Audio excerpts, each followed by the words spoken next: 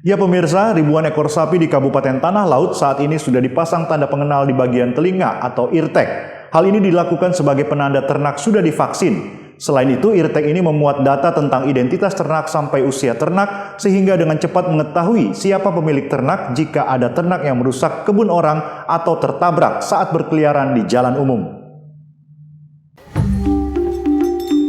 Beginilah saat petugas dari Dinas Peternakan dan Kesehatan Hewan Disnakes Tanah Laut memasang tanda pengenal di bagian telinga atau eartag pada ternak sapi yang masuk ke kawasan Pasar Hewan Saranghalang Plehari Senin tadi. Selain dipasang eartag, sapi tersebut juga disuntik vaksin untuk mencegah penularan penyakit mulut dan kuku atau PMK.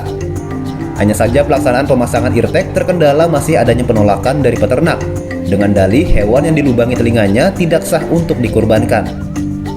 Menghadapi hal ini, Kepala Disnakes Wantala terpaksa melakukan pendekatan dan sosialisasi kepada para peternak, termasuk menyampaikan fatwa Majelis Ulama Indonesia nomor 32 tahun 2022 hewan ternak untuk kurban.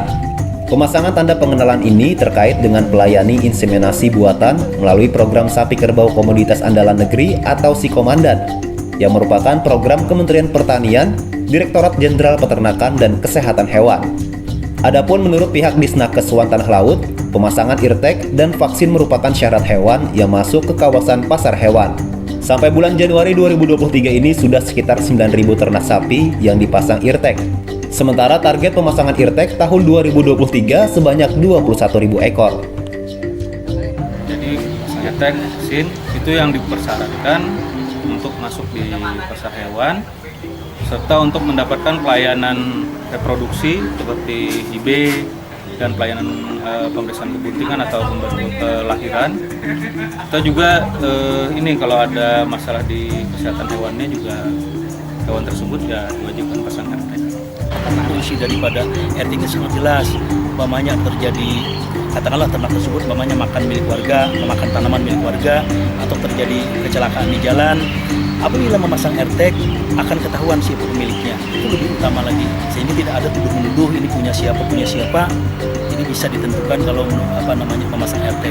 Jadi pada kesempatan ini kami harapkan kepada seluruh warga Tanah Laut yang memiliki ternak maupun yang memelihara ternak untuk segera melaporkan ke kita, ke Dinas Peternakan dan Kesehatan Hewan Kabupaten Laut, untuk dilaksanakan vaksinasi PMK maupun pemasangan nomor eartag.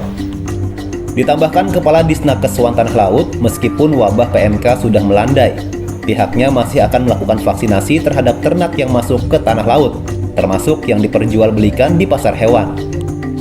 Selain di pasar hewan, pemasangan eartag juga dilakukan petugas Disnakes sampai pelosok pedesaan. Dari Tanah Laut, Zulkifli Yunus, iNews melaporkan.